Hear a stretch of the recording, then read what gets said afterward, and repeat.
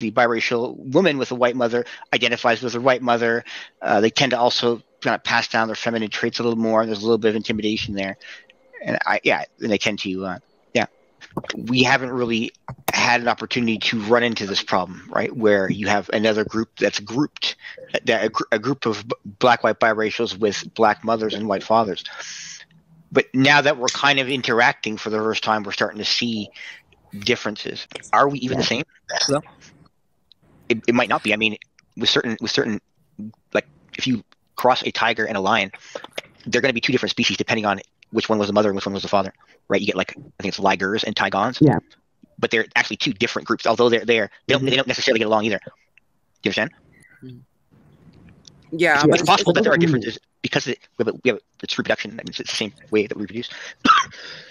We're the most original, though. I mean, because because historically it was mostly them, like because they were oppressed by white people. So when they're oppressed by white people, it's usually it's Y dominated, right? Because it's white men sleeping with black women, whereas ours is the opposite. Ours is the first black male Y chromosome dominated.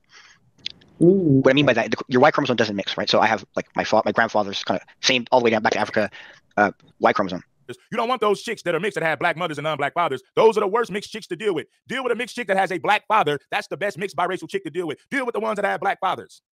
Those are the ones that you get. Now, dealing with a mixed woman, the way you step to her depends on a few things. One, it depends on what color the mom is, if the mom is white, or if the mom is black, or if the dad is white, or if the dad is black. Now, the most common union like this, you have a black father and a white mother. That's the most common union.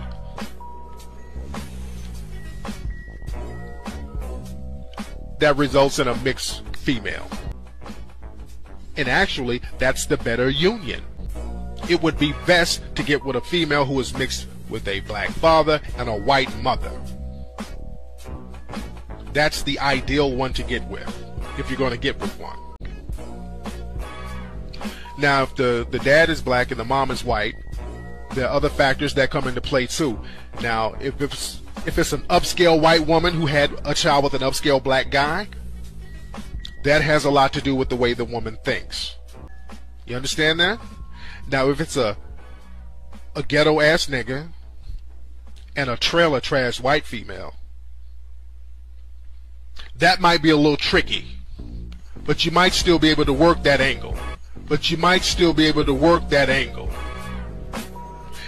Then you have the upscale black woman with the upscale white man. Then you have the ghetto black woman with the basic plain white man.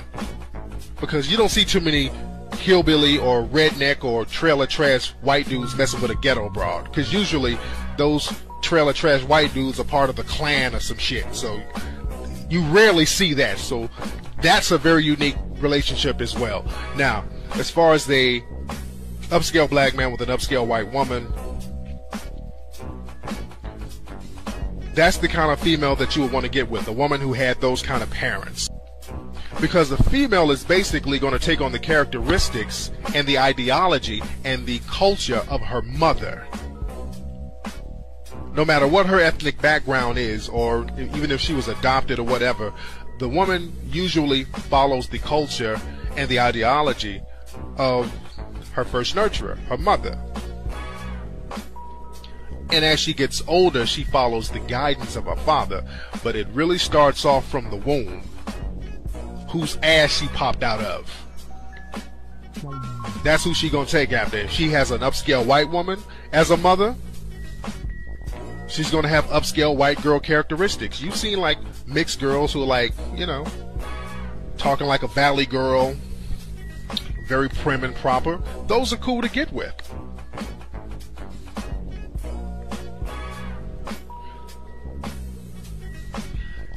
Now, a ghetto type white girl and a ghetto ass dude, black guy, the female is still going to have the characteristics of her mother.